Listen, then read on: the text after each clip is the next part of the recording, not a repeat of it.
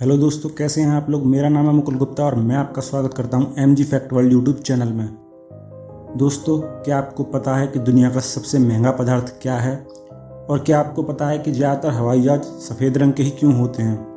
तो आज के इस वीडियो में हम बात करेंगे ऐसे ही कुछ फैक्ट्स के बारे में। अगर आप हमारे चैनल पर नए हैं तो प्लीज़ हमारे चैनल को सब्सक्राइब कर लें और साथ ही साथ उस बेल आइकन को भी दबा दें, जिससे हमारे आने वाले वीडियोज़ आप देख सकें सबसे पहले। तो चलिए शुरू करते हैं।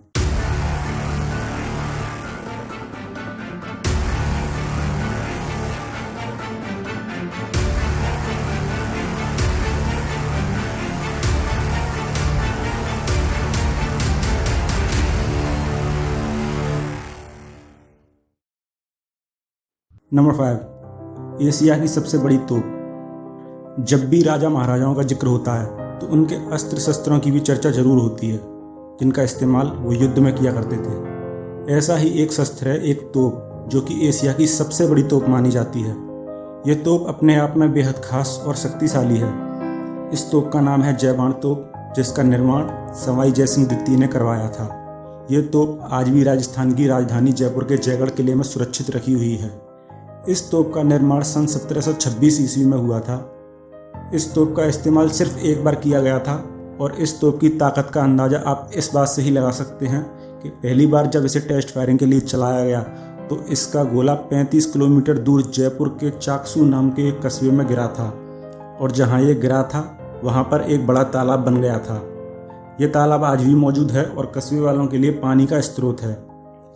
इस तोप में 8 मीटर लंबे बैरल रखने की सुविधा है और इसी कारण इसे एशिया की सबसे बड़ी तोप का दर्जा प्राप्त है। इस तोप में 35 किलोमीटर तक वार करने की क्षमता है, जिसके लिए इसमें 100 किलो गन पाउडर भरा जाता है। करीब 32 फीट लंबाई वाली इस तोप का वजन है 50 टन और इतना भारी भरकम होने की वजह से ही इसका कभी युद्ध में इस्तेमाल नहीं किया गया और ना ही कभी किले से बाहर ले जाया गया। यह तोप आज भी जयपुर के जयगढ़ किले में सुरक्षित रखी गई है और इसे देखने लाखों की संख्या में पर्यटक यहाँ आते हैं। ये दुनिया भर में पाई जाने वाली तोपों में सबसे ज़्यादा प्रसिद्ध तोप है। नंबर 4, ब्रह्मांड का सबसे महंगा पदार्थ।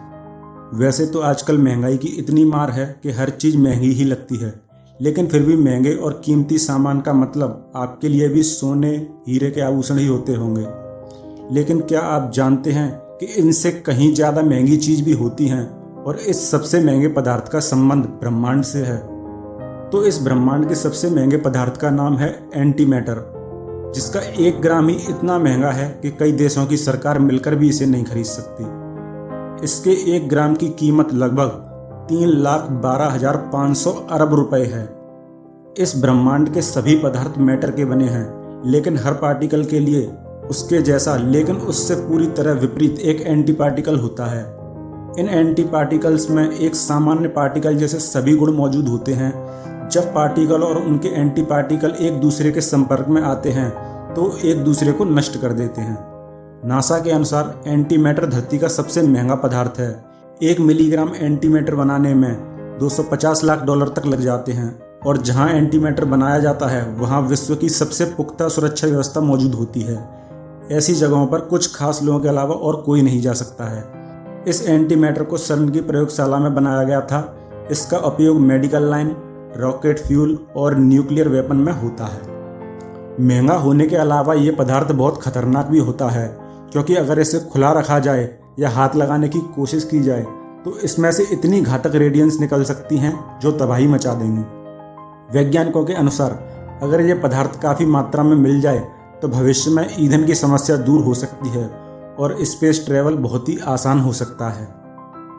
नंबर 3, चाय का आविष्कार। चाय का यह दिलचस्प इतिहास चीन से शुरू हुआ। आज से करीब 5000 साल पहले जब एक बार चीन के सम्राट शेन नुंग अपने गार्डन में बैठे थे।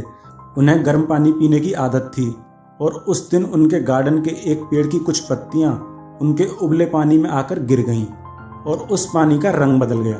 लेकिन उसमें से आने वाली खुशबू इतनी अच्छी थी कि सम्राट उसे चखे बिना नहीं रह सके। सम्राट ने वो पानी पिया, उन्हें उसका स्वाद बहुत पसंद आया और उसे पीने से उन्हें शरीर में स्फूर्ति का एहसास भी हुआ। उस समय चीन के सम्राट ने इस अनोखे पेय को चा नाम दिया, जिसका चाइनीज भाषा में अर्थ होता है चेक करना या इन्वेस्टिगेट करना। ऐसे में चाय की खोज का श्रेय चीन के सम्राट सेन नुंग को दिया गया। सन 1610 में डच व्यापारी चीन से चाय को यूरोप ले गए और उसके बाद धीरे धीरे चाय दुनिया के फेमस पेय पदार्थों में शामिल होती चली गई। भारत में 1815 के कुछ अंग्रेज यात्रियों ने असम में उगने वाली चाय की झाड़ियों को देखा, जिसे वहां के लोग पेय बनाकर पीते थे। उसके बाद भारत के गवर्नर जनरल लॉर्ड बेटिक ने सन 1834 में भारत में चाय के उत्पादन के लिए कमेटी बनाई और 1835 में असम में चाय की खेती शुरू कर दी गई। इस तरह चीन से भारत आई चाय एक लंबे समय तक उच्च वर्ग के लोगों की पसंद बनी रही और धीरे धीरे हर वर्ग तक अपनी पहुंच बनाने वाली चाय आज भारत के पसंदीदा और प्रसिद्ध पेय पदार्थों में बड़ी शान से शामिल है। नंबर 2, अधिकतर हवाई जहाज सफेद रंग के ही क्यों होते हैं? हवाई जहाज का नाम सुनकर आपके जहन में क्या आता है? बादलों के पार ऊंची उड़ान और एरोप्लेन में बैठने का रोमांच, यही ना? लेकिन क्या आपने कभी एरोप्लेन के रंग पर गौर किया है या फिर हवाई जहाज को सफेद रंग के अलावा किसी और रंग में इमेजिन किया है? शायद नहीं। हवाई जहाज का रंग सफेद रखने के पीछे कुछ वैज्ञानिक और कुछ आर्थिक कारण होते हैं। तो पहले जानते हैं वैज्ञानिक कारणों को। नंबर 1, ये तो आप जानते ही हैं कि प्लेन को ज़्यादा समय धूप में ही रहना होता है और सूरज की किरणें सीधे इस पर पड़ती हैं। इन किरणों में इंफ्रारेड रेज भी शामिल होती हैं जो बहुत ज़्यादा गर्मी पैदा करती हैं। ऐसे में सफ़ेद रंग प्लेन को इस गर्मी से बचाता है, क्योंकि सफ़ेद रंग अच्छा रिफ्लेक्टर होता है जो सूरज की किरणों को 99% तक रिफ्लेक्ट कर देता है, जिससे हवाई जहाज गर्म होने से बच जाता है।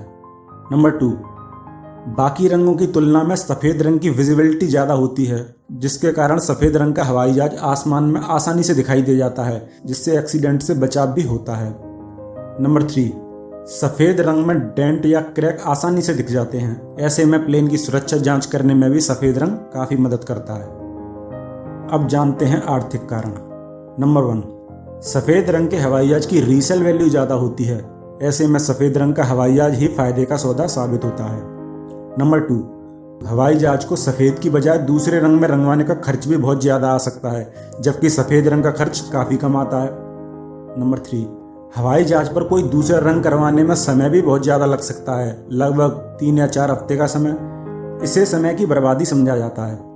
नंबर 4, सफ़ेद रंग धूप में रहते हुए भी लंबे समय तक एक सा बना रहता है, जबकि दूसरे रंग धूप में जल्दी खराब होने लगते हैं। ऐसे में सफ़ेद रंग करवाना ही फायदेमंद रहता है। नंबर 5, सफ़ेद की बजाय दूसरे रंग करवाने पर हवाई जहाज का वजन बढ़ जाता है, जिसके कारण ईंधन की खपत भी बढ़ती है, जबकि सफ़ेद रंग करने से प्लेन के वजन पर ज़्यादा असर नहीं पड़ता है, जिससे ईंधन की खपत भी कम होती है और कंपनी का खर्चा बढ़ने से बच जाता है। नंबर 1, डॉक्टर सफ़ेद कोट ही क्यों पहनते हैं? सफ़ेद कोट आज डॉक्टरों की पहचान बन गया है और ये सिलसिला आज का नहीं है, बल्कि काफ़ी समय से चला आ रहा है और अब शायद इस पहचान को बदलना मुश्किल होगा। दरअसल चिकित्सा में साफ सफाई का काफ़ी महत्व होता है और डॉक्टर्स के सफ़ेद कोट भी सफाई की ही निशानी होती है। सफ़ेद कोट पर छोटी सी गंदगी भी साफ नज़र आ जाती है और ऐसे में ये इस बात का संकेत होता है कि अब इसे बदल लेना ज़रूरी है। इसके अलावा एक दूसरा कारण ये है कि सफ़ेद रंग स्वच्छता का प्रतीक माना जाता है, साथ ही ये ईमानदारी, पवित्रता और भगवान के साथ संबंध की निशानी भी होता है। चूँकि चिकित्सा के पेशे में ईमानदारी और स्वच्छता का काफ़ी महत्व होता है और इनका सफ़ेद कोट इस बात को दर्शाता है कि उन्हें अपने पेशे में हमेशा ईमानदारी और स्वच्छता का ख्याल रखना है। सफ़ेद रंग भगवान के साथ संबंध का भी प्रतीक माना जाता है और इसी कारण डॉक्टर को धरती पर भगवान का दर्जा दिया गया है, क्योंकि वो हमारे शरीर को स्वस्थ रखते हैं और हमें लंबी ज़िंदगी जीने में काफ़ी सहायक होते हैं। तो आई होप कि आपको आज का ये वीडियो पसंद आया होगा। अगर आपको ये वीडियो पसंद आई हो तो वीडियो को लाइक करें, शेयर करें और हमें कमेंट करके बताएं कि आपको ये वीडियो कैसा लगा। और ऐसे अमेजिंग फैक्ट्स देखने के लिए हमारे YouTube चैनल को सब्सक्राइब करें और बेल आइकन को भी दबा दें, जिससे हमारे आने वाले वीडियोस आप देख सकें सबसे पहले। तो मिलते हैं आपसे अगले वीडियो में, तब तक के लिए गुड बाय।